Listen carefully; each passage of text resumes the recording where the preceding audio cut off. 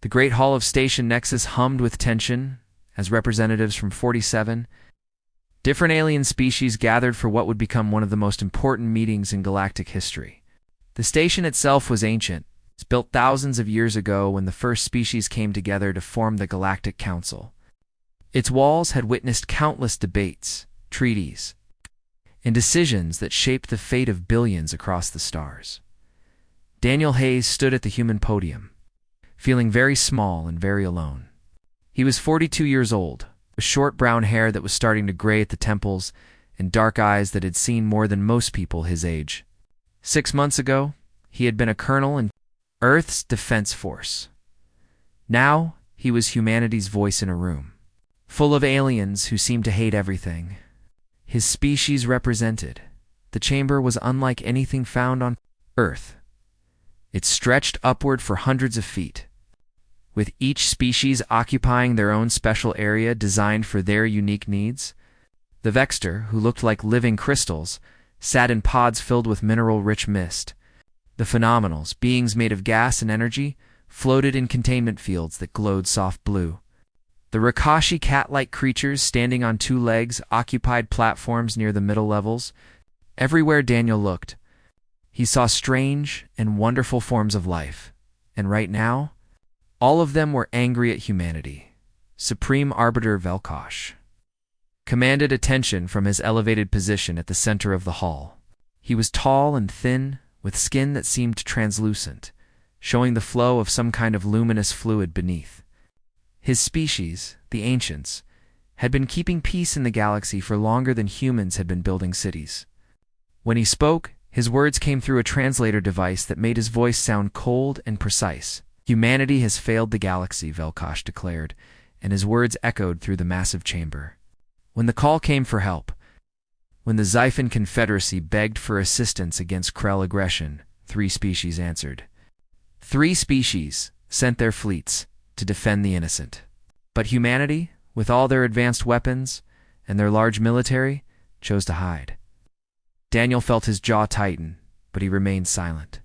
He had been instructed by Earth's government to listen first, to understand the full scope of their accusations before responding. It was good advice, even though every word felt like a knife.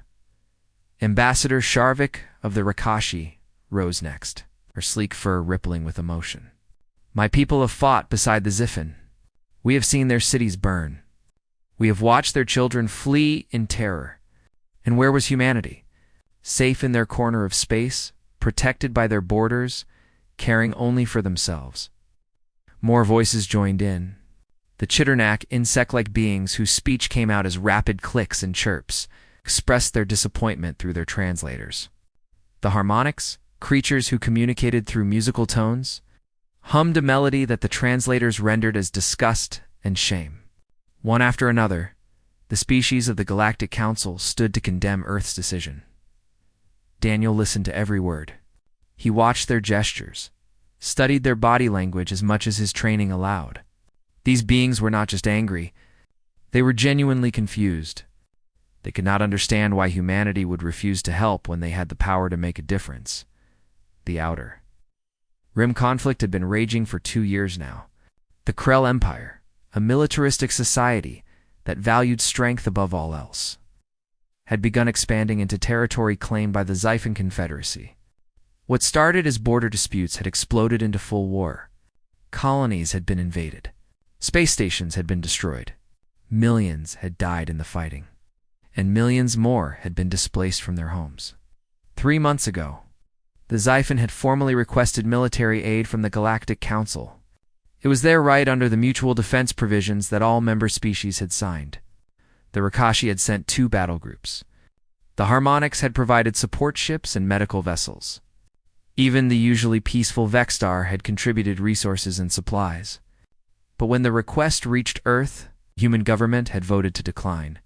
Daniel remembered the debates in Earth's parliament. He had been called in as a military advisor, asked to give his assessment of the situation. He had reviewed all the intelligence reports, studied the battle maps, and analyzed the strategic positions. And then he had told them something that most of the politicians did not want to hear. This was not a simple case of good versus evil. This was complicated, messy, and dangerous, in ways that went beyond the immediate conflict. But try explaining that to a room full of angry aliens who saw only suffering and wanted someone to blame for not stopping. The Supreme Arbiter finally turned his attention directly to Daniel. Ambassador Hayes, humanity has been accused of cowardice. You have been accused of abandoning your responsibilities to the galactic community. You have been accused of caring only for your own safety, while others die. What do you have to say in your defense? The chamber fell silent. Every eye, lens, sensor, and sensory organ focused on the human standing alone at his podium. Daniel could feel the weight of their judgment pressing down on him like a physical force. This was the moment he had been preparing for since arriving at the station. Everything depended on what he said next. Daniel took a slow breath and stepped forward. His hands gripped the rail of the podium. He looked out at the assembled representatives with an expression that was calm but intense. When he spoke, his voice was steady and clear. "Thank you, Supreme Arbiter, for allowing me to address the Council," Daniel began. "I want to acknowledge that humanity did indeed refuse to join the Outer Rim conflict. I understand your disappointment. I understand your frustration. And I understand that many of you believe we acted out of cowardice." He paused, letting his words sink in before continuing. "But before you make your final judgment about my species, I ask that you consider something you may not have fully understood. You know humanity as the newcomers to galactic society. You know us as the species that joined the Council only 60 years ago. You know our technology, our ships, our military capabilities. But I wonder how many of you truly know our history." Daniel activated the holographic display built into his podium. The lights in the chamber dimmed automatically, and images began to appear in the air above the assembled delegates. They were images from Earth, but not the peaceful, unified Earth that most of them had seen in official broadcasts. These were different. "This is my world," Daniel said quietly, as the first image resolved into clarity. It showed a battlefield from Earth's First World War. Soldiers standing in muddy trenches, their faces hollow with exhaustion and fear. This is what humanity was before we reached for the stars. The images began to cycle faster. Explosions, burning cities, refugees fleeing with everything they owned on their backs, mushroom clouds rising over devastated landscapes, mass graves, ruined monuments, shattered lives captured in photographs that were over 100 years old, but still carried the power to shock. "We need to talk about what my species has done," Daniel said, his voice filling the silent chamber. "We need to talk about the lessons we learned. And we need to talk about why those lessons matter to your accusations here today." The delegates watched in growing silence as humanity's dark history played out before them. And Daniel Hayes prepared to tell them truths they had never considered about the species they had just called cowards. The holographic images continued to fill the chamber, and Daniel let them speak for a moment before adding his words to the pictures. The delegates were watching now with something other than anger. Some seemed curious. Others appeared uncomfortable. The Vexstar and their misty pods had gone completely still, which Daniel had learned meant they were paying very close attention. "My species spent most of the 20th century perfecting the art of killing each other," Daniel said, his voice steady but carrying an edge that made even the largest beings in the room listen carefully. "We developed weapons that could poison entire battlefields with gas. We created bombs that could level cities in seconds. We built machines designed for only one purpose: to end human life as efficiently as possible." The images showed soldiers wearing masks against chemical weapons. They showed the aftermath of aerial bombardments that had reduced neighborhoods to rubble. They showed tanks rolling through streets and planes dropping fire from the sky. Earth's wars had been brutal in ways that few species in the galaxy could truly understand. "We fought over territory," Daniel continued. "We fought over resources. We fought over ideas and philosophies. We fought over which invisible being we believed created the universe, and we were very, very good at fighting. By the middle of the 20th century, humanity had killed more of its own kind than most plagues or natural disasters ever had." A new image appeared, and several delegates made sounds of shock or distress. It was the mushroom cloud from the first atomic bomb ever used in war, rising over the Japanese city of Hiroshima. Daniel let them absorb the sight before explaining. In 1945, my species split the atom and turned it into a weapon. We dropped 2 of these bombs on cities full of civilians. Hundreds of thousands died, many of them instantly, others slowly from radiation. And we did this not because we had to, but because we calculated it would end a war faster than the alternatives. The Supreme Arbiter leaned forward in his pod.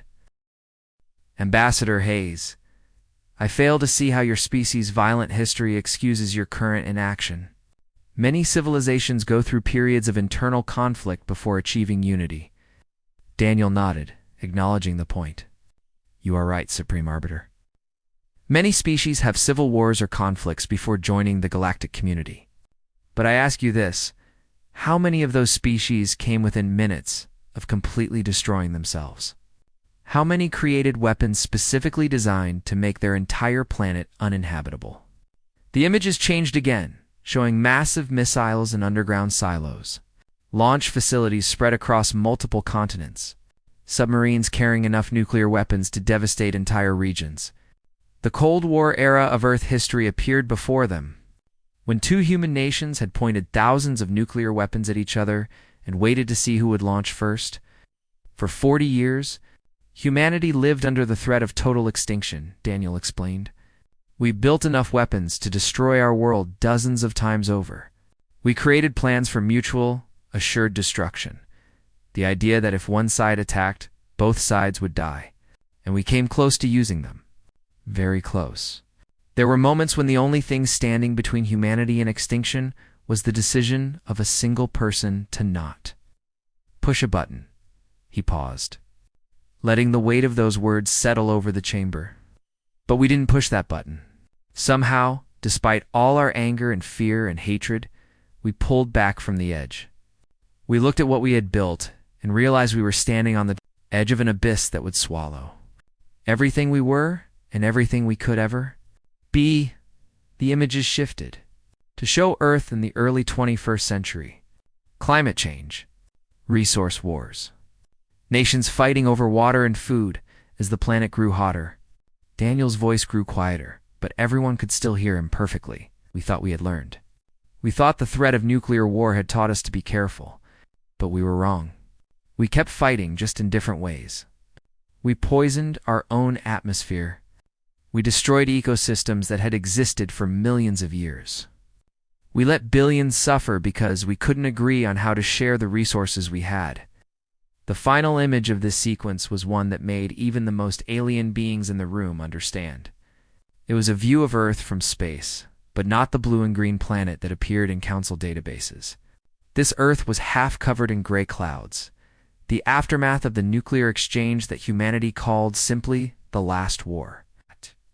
We had our final war, Daniel said, and his voice carried the weight of memory even though he had been born years after the event. A regional conflict over water rights escalated. Nuclear weapons were used. Then more were used in response. Then more.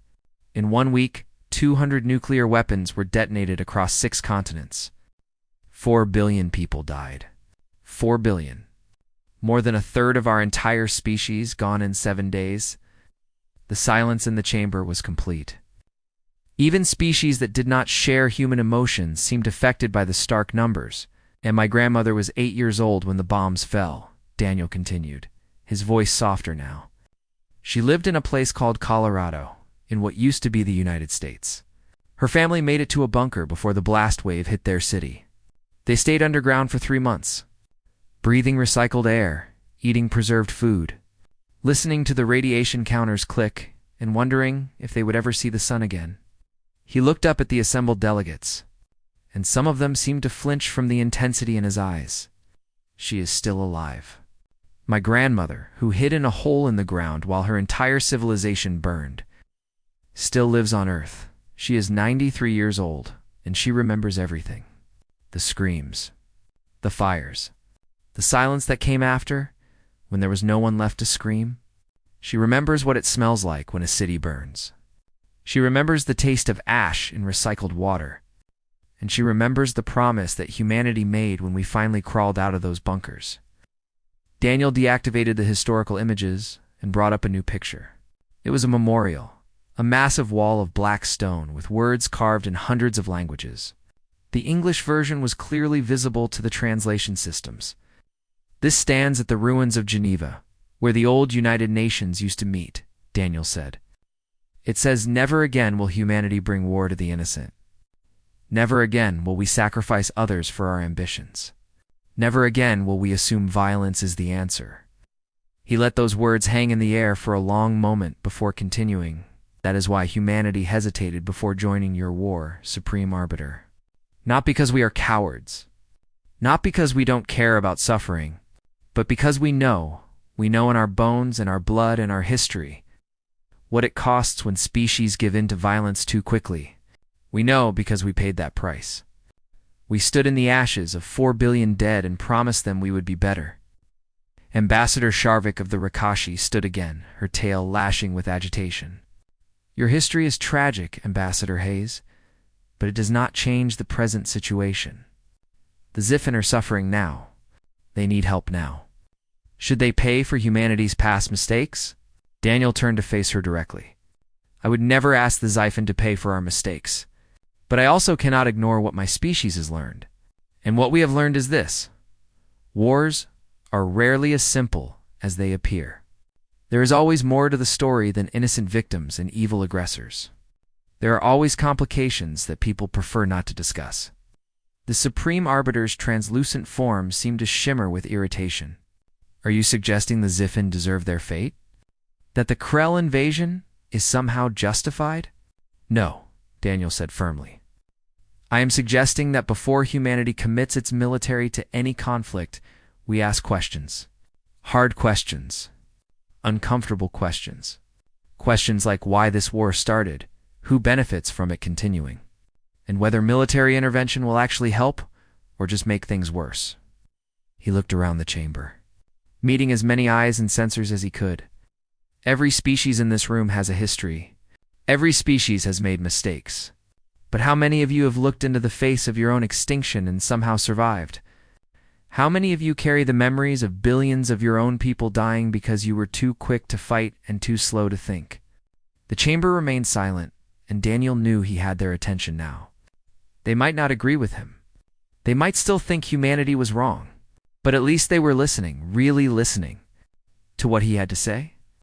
"Before you judge humanity as cowards," Daniel concluded, "you need to understand that our caution was bought with the highest price any species can pay. And if that makes us slow to jump into your wars, then so be it. We will not apologize for refusing to repeat the mistakes that nearly destroyed us." The delegates in the chamber were no longer shouting. The anger that had filled the room when Daniel first stood to speak had transformed into something more complex. Some species seemed thoughtful, processing what they had heard.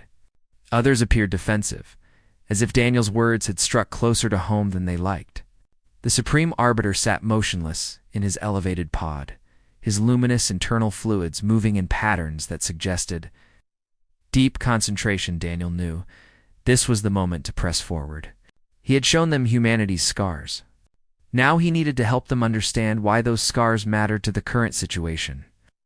"I asked you a question earlier," Daniel said, his voice cutting through the quiet. "I asked how many species in this chamber have fought wars of extinction against themselves.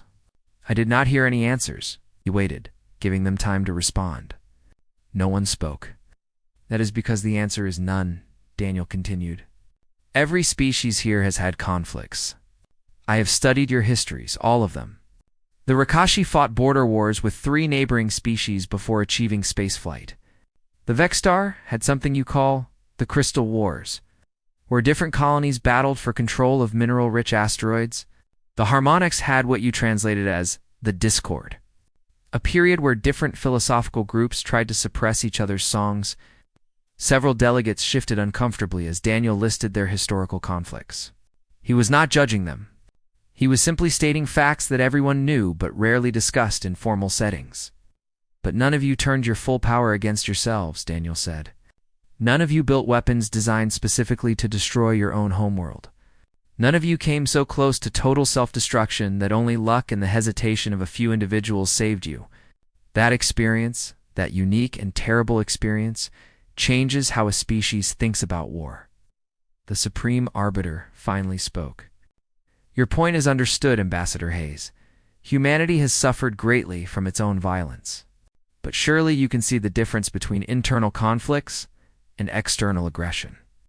The Krell Empire is invading Ziffin territory. This is not a civil war. This is conquest.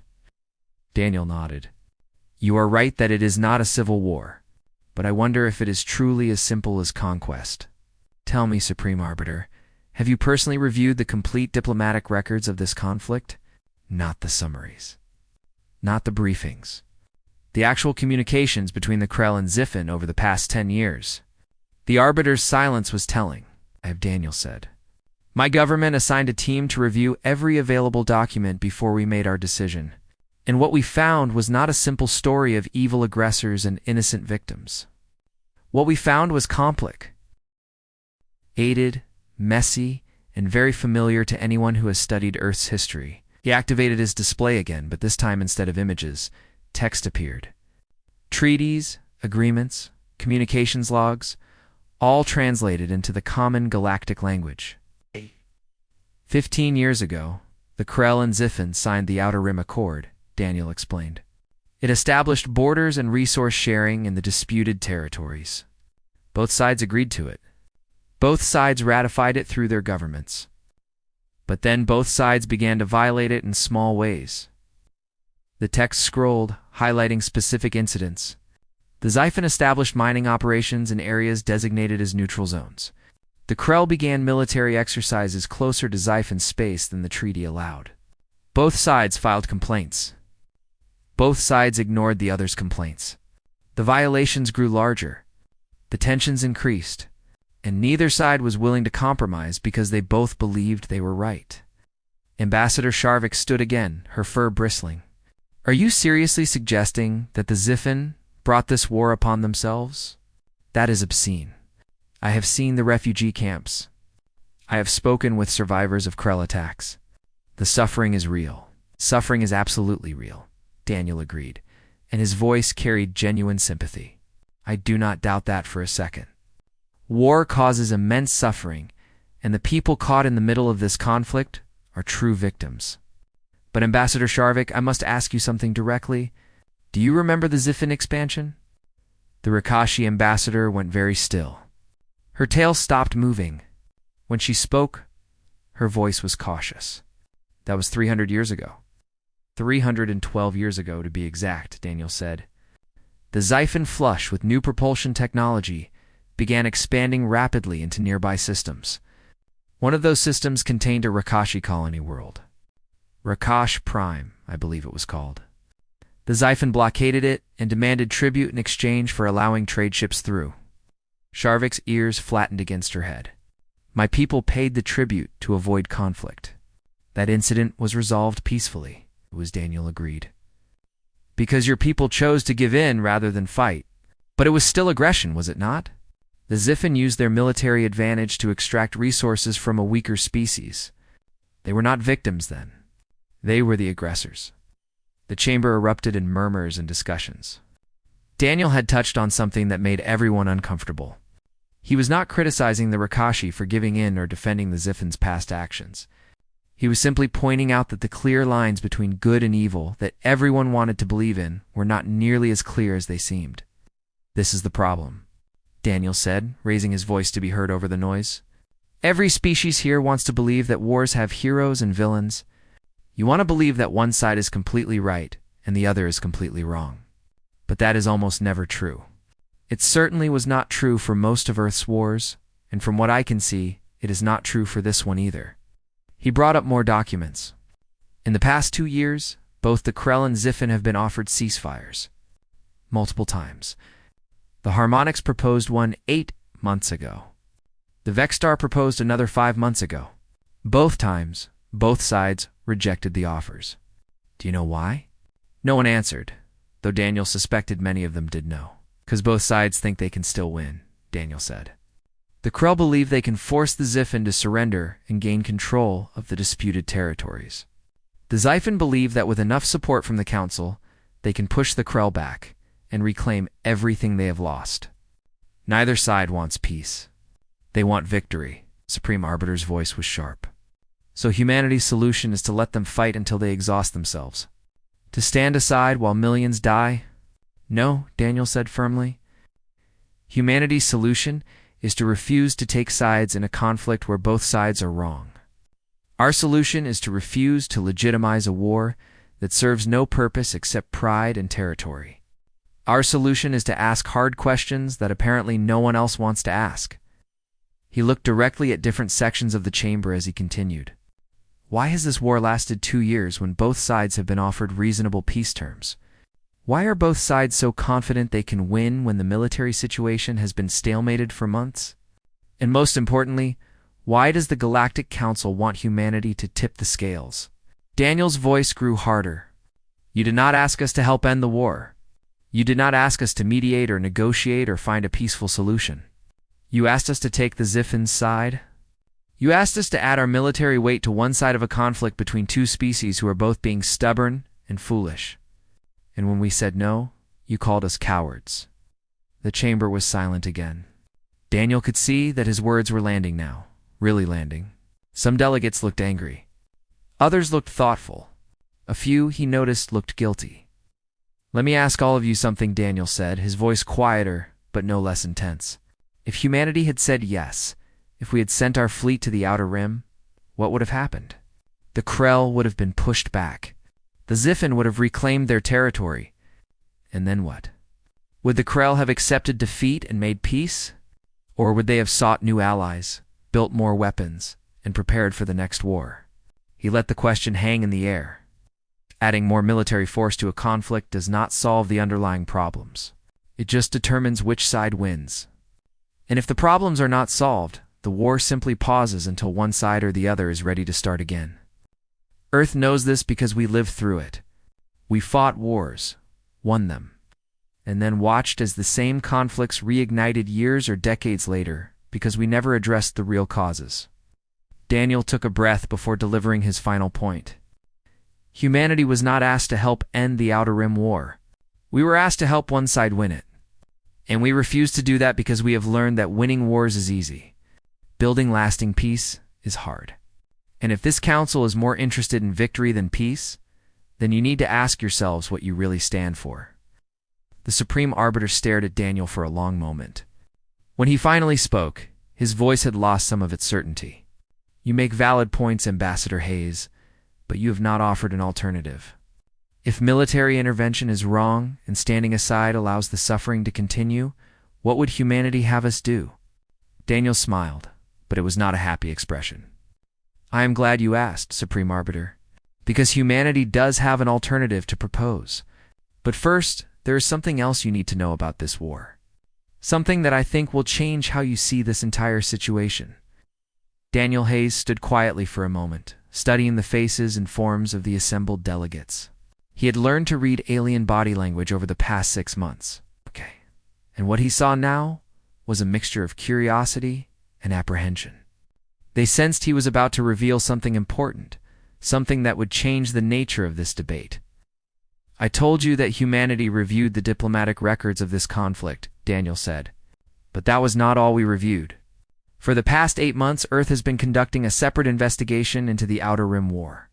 We have been tracking weapons, shipments, analyzing battle reports, following money trails through some very complicated financial networks. The Supreme Arbiter leaned forward slightly. What kind of investigation? The kind that asks where both sides are getting their weapons, Daniel replied. The Krell Empire and the Xiphon Confederacy are both advanced civilizations. But neither of them has the industrial capacity to sustain a war of this intensity for 2 years. The battles we have seen reports of involve weapons and technology that exceed what either species should be able to produce on their own. He activated his display again, and this time the images were different. They showed cargo manifests, shipping routes, and energy signatures from deep space scanners. Numbers and technical data filled the holographic space above the delegates. 8 months ago, one of our deep space monitoring stations detected unusual plasma signatures near the Outer Rim territories.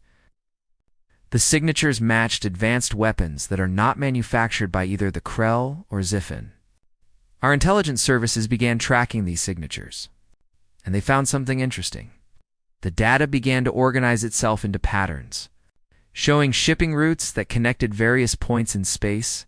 Someone has been selling weapons to both sides, not just small arms or basic equipment, but advanced plasma charges, quantum disruption, torpedoes, and shielding technology that is significantly better than what either species had before the war started. Several delegates shifted nervously. The chamber's atmosphere had changed from defensive to something more anxious. We followed the money, Daniel continued, his voice steady and professional. We traced the shell corporations, the intermediary accounts, and the manufacturing sources.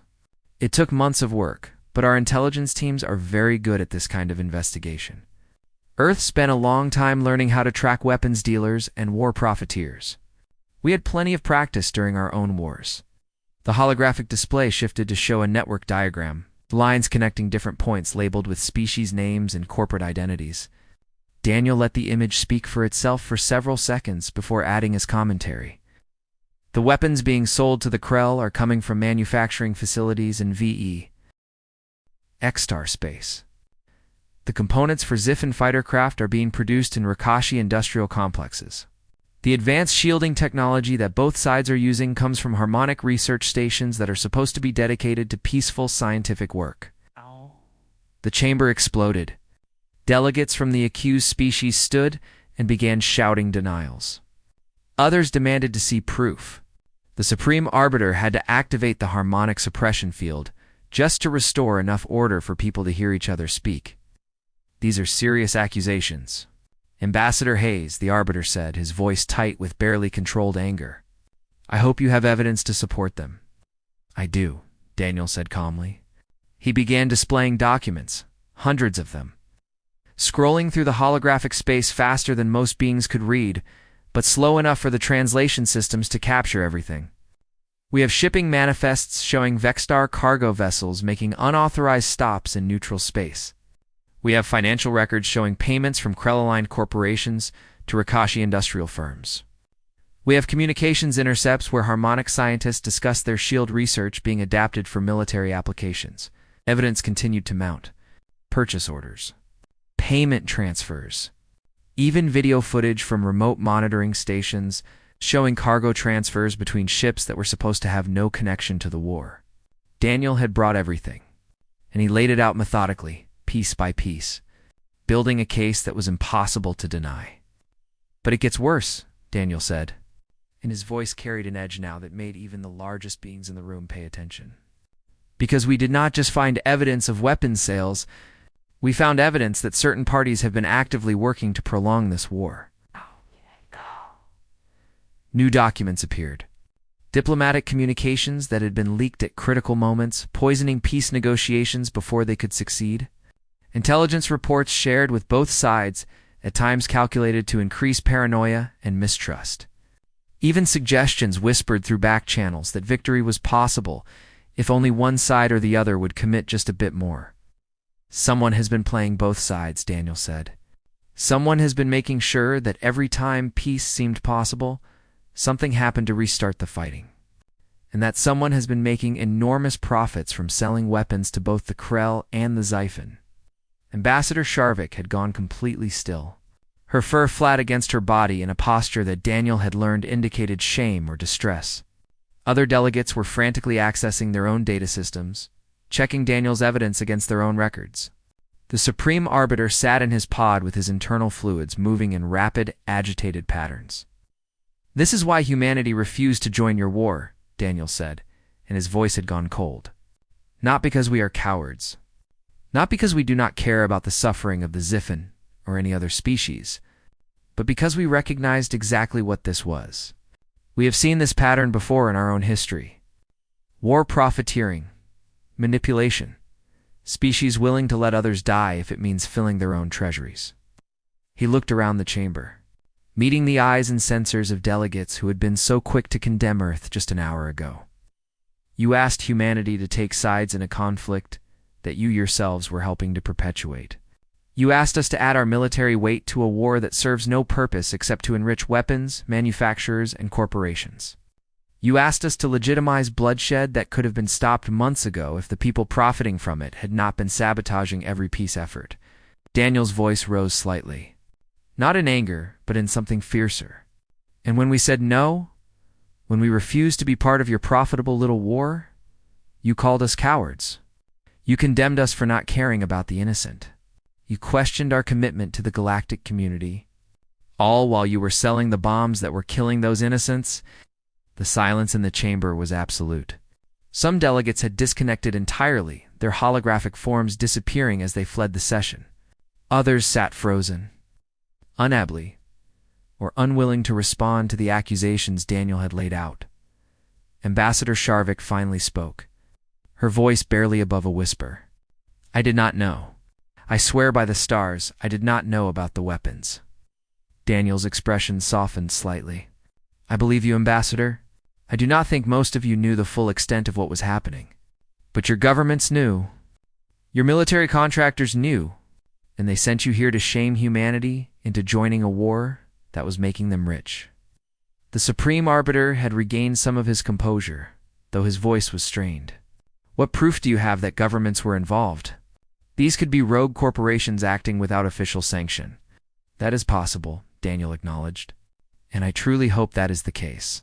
Because if your governments were officially involved, then this council has a much bigger problem than one refused military commitment. But either way, the weapons came from council member territories. The profits went to council member accounts. And the result was thousands of deaths that could have been prevented. Deactivated the display and stood facing the assembly with nothing between them but empty air and the weight of truth. Humanity learned a long time ago what happens when people profit from war. We learned what it looks like when corporations care more about quarterly earnings than human lives. We learned how easy it is to convince yourself that you are helping when really you are just making things worse. And we swore on the graves of 4 billion dead, that we would never be those people again. Daniel's voice dropped to something quieter, but no less powerful. So when this council asked us to join your war, we investigated first. We asked questions. We looked beneath the surface. And we found exactly what we were afraid we would find. A conflict being prolonged for profit, dressed up in the language of justice and defense. He spread his hands in a gesture that somehow conveyed both frustration and determination. That is why we said no. Not because we are cowards, but because we refuse to be accomplices to this. We refuse to add our strength to a war that serves no one except the people selling weapons. We refuse to pretend that adding more violence will somehow lead to peace. The chaos in the chamber continued for several minutes. Delegates argued with each other, demanded explanations from their own governments, and tried to process the implications of what Daniel had revealed. Some species were clearly shocked by the evidence. Others seemed less surprised, perhaps having suspected something was wrong but lacking proof. The Supreme Arbiter made several attempts to restore order, but the normal rules of diplomatic procedure had broken down under the weight of the accusations. Daniel waited. He had said what needed to be said. He had shown them the truth. Now they needed time to absorb it, to understand what it meant for them and for the council itself. He stood quietly at his podium, hands relaxed at his sides, watching the greatest diplomatic institution in the galaxy tear itself apart over the revelations he had brought. Finally, the Supreme Arbiter managed to activate the suppression field long enough to make himself heard. This session is temporarily suspended. All delegates will return to their quarters while we investigate these claims. Ambassador Hayes, you will make all your evidence available to the Council's investigative committee. Of course, Daniel said, Earth has no interest in hiding anything. We want the truth to be known. The Arbiter's luminous form pulsed with what might have been frustration or embarrassment. Before we adjourn, I must ask you directly. If these accusations are proven true, what does humanity expect from this council? What is your purpose in revealing this information? Daniel took a moment to consider his answer. This was perhaps the most important question he would face today. His response would determine whether Earth remained part of the galactic community or became isolated by species who resented having their corruption exposed. "Our purpose is not to shame the Council," Daniel said carefully. "Our purpose is to offer a better way forward. But that requires honesty about what has gone wrong. You cannot fix a problem if you pretend it does not exist." He gestured to the empty space where his holographic evidence had been displayed. "The Outer Rim War can end, not through military intervention that would only prolong the suffering, but through genuine diplomatic pressure applied equally to both sides. If this council stops the weapons flow, if you cut off the corporations profiting from the conflict, both the Krell and Ziffin will be forced to negotiate. They are not ancient enemies locked in eternal struggle. They are nations that got into a fight that spiraled out of control, encouraged every step of the way by people who had financial interests in keeping them angry at each other." The chamber was quiet now, listening. Daniel pressed his advantage. "Earth is prepared to host peace talks on neutral ground. We will provide mediators who have no stake in the outcome. We will guarantee the safety of both delegations. And we will work with any council members willing to act in good faith to build a sustainable peace. Not just a temporary ceasefire that will collapse as soon as it is convenient." Ambassador Sharvik, who had been sitting in humiliated silence, raised her head. "Why would humanity do this? Why offer to help after we accused you so harshly?" Daniel met her gaze with sympathy. "Because my species understands what it is like to be caught in cycles of violence. It seems impossible to break. We know what it feels like to want peace, but not know how to achieve it. And we know that the only way to stop these cycles is for someone to step forward and offer a genuine alternative to war." He looked around the chamber, addressing everyone present. "But this requires a choice from all of you. You can continue as you have been, playing political games while people die in the darkness of space. You can protect your corporations and maintain your profitable status quo. Or you can remember why this council was formed in the first place. To prevent conflicts. To build cooperation. To prove that different species can work together for something better than mutual destruction." The Supreme Arbiter was quiet for a long moment. When he spoke, his voice had lost the contempt it had carried at the beginning of the session. "And if we refuse? If we decide that Earth has overstepped its authority by investigating council members without permission?" Daniel had expected this question. It was the natural response of any institution caught doing something wrong. To attack the messenger, rather than address the message. He kept his voice calm and factual. "Then humanity will release all of this evidence publicly. Every species in known space will see what we have found. The corporations will be exposed. The council members involved will have to answer to their own populations. And the carefully maintained image of the Galactic Council as a force for peace will be destroyed." Several delegates made sounds of protest, but Daniel held up his hand. "Earth has no desire to destroy this institution. We believe in what the Council is supposed to represent, but we will not be silent while corruption hides behind diplomatic immunity. If the Council will not police itself, then the citizens of the galaxy deserve to know what is being done in their name." It was a threat, and everyone knew it, but it was also an offer. Reform or be exposed. Choose integrity or face consequences. Daniel had given them both stick and carrot, and now they had to decide which they valued more. However, Daniel continued, his voice softening slightly. "I truly hope it does not come to that. I hope that this council will see this as an opportunity to become what it claims to be, an institution dedicated to peace, a gathering of species committed to solving problems without violence, a force for good in a galaxy that desperately needs good forces." The Supreme Arbiter's internal fluids had slowed their agitated movement. He appeared to be genuinely considering Daniel's words, rather than simply trying to defend the council's reputation.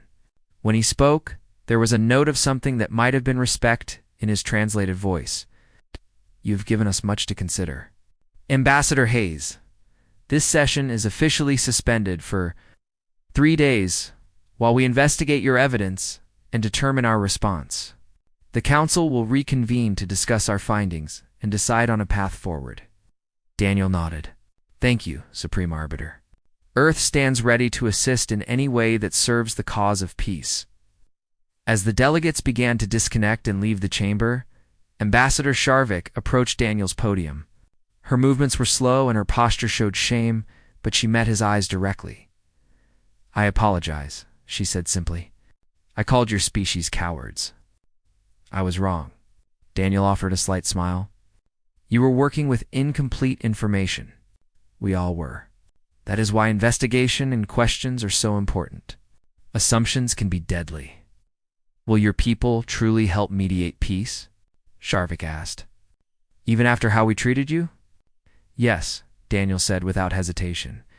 "Because holding grudges and seeking revenge are exactly the behaviors that perpetuate cycles of violence. Humanity learned that lesson the hard way. We are not going to waste that education."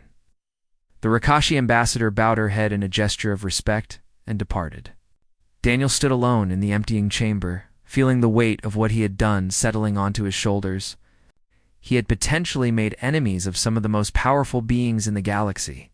He had exposed corruption that would have far-reaching consequences. And he had committed Earth to a peace process that might take years to succeed, if it succeeded at all. But it was the right thing to do. His grandmother would understand that, even if no one else did. 3 days later, the Galactic Council reconvened. The Supreme Arbiter announced that an independent investigation had confirmed the majority of Earth's evidence. Several council members had been found to have connections to the weapons, manufacturers supplying both sides of the Outer Rim War. Sanctions were being imposed. Reforms were being drafted. And most importantly, a complete weapons embargo was being placed on the conflict zone, effective immediately. Furthermore, the Council officially requested that Earth serve as neutral mediator for peace talks between the Krell Empire and the Zifin Confederacy. Both sides had been informed that continued fighting would result in their suspension from Council trade privileges. The message was clear: negotiate or face. Isolation.Neil stood at his podium and accepted the responsibility on behalf of humanity. He thanked the Council for their willingness to reform and their commitment to genuine peace. And he privately acknowledged that this was just the beginning of what would be a long and difficult process.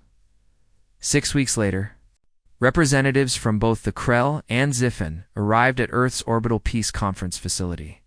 They were angry, suspicious, and convinced that the other side would never negotiate in good faith. Daniel met them both with patience, understanding that their anger came from real pain and loss. The talks began slowly. There were accusations, denials, and several times when one side or the other threatened to leave. But Daniel and his team of human mediators kept bringing them back to the table. They listened to grievances. They helped both sides see that their enemy was not some inhuman monster, but people who were also scared, hurt, and desperate for security. It took 3 months to achieve a preliminary ceasefire. Both sides agreed to pull their forces back from the most contested territories and allow neutral observers to monitor the borders. It was not peace, not yet, but it was a start. The shooting stopped. The dying paused. And in that silence, something new became possible. Daniel returned to Earth after the ceasefire was signed. He walked through the memorial gardens at the ruins of Geneva, reading the names of the dead from the last war. 4 billion names carved in stone. A reminder of what happened when species chose violence over dialogue. His grandmother was waiting for him at his apartment in New Colorado. She was 93 now, frail in body but sharp in mind. When he told her what he had done at the council, how he had stood before the galaxy's most powerful beings and refused to let humanity be shamed for choosing peace, she had simply nodded. "Good," she said. "We did not survive the fire just to light new ones." That night, Daniel began writing his report for Earth's government. He described the council session, the evidence he had presented, and the peace process that had begun. But he also wrote something more personal, a reflection on what humanity's role in the galaxy should be. Other species might have better technology, he wrote. They might have longer histories or more powerful militaries. But humanity had something unique. They had looked into the abyss of their own extinction and somehow found the strength to pull back. They had learned lessons that could not be taught, only experienced. And those lessons gave them a perspective that the galaxy needed. Even if the galaxy did not always want to hear it, being called cowards by those who had never faced what humanity had faced was a small price to pay if it meant fewer species would have to walk through the fire that Earth had walked through. If humanity's stubborn insistence on questioning wars, on demanding evidence, on refusing simple answers to complex problems could save even one civilization from the path Earth had taken, then every insult was worth bearing. The galaxy was vast and would always contain conflicts. But if humanity could be the voice that asked the hard questions, that insisted on exhausting peaceful options before resorting to violence, that remembered the cost of war when others had the luxury of forgetting, then perhaps their terrible history would serve a purpose after all. Daniel finished his report, sent it to Earth's parliament. Then he looked out his window at the stars and thought about the Krell and Ziffin, negotiators still working through their differences on the orbital station. Peace was hard. Peace was slow. Peace required patience and compromise, and the willingness to see your enemy as something other than evil. But it was possible. Humanity had proven that by unifying after their last war, and now they would help others prove it too. One difficult conversation at a time. Not as cowards, but as people who understood that true courage was not the willingness to fight, but the strength to choose peace when war seemed easier. The stars looked back at him, infinite and patient. And Daniel Hayes allowed himself to hope that humanity's dark past might light a better future for the galaxy.